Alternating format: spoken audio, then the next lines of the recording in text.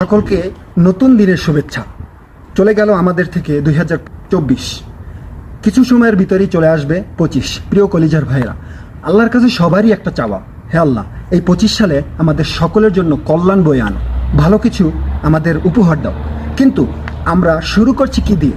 আমরা শুরু করছি সেই ইহুদি খ্রিস্টানদের বানানো সেই পটকা দিয়ে, ইহুদি খ্রিস্টানদের বানানো সেই উৎসব দিয়ে আমরা 25 সালকে গ্রহণ করে নিচ্ছি।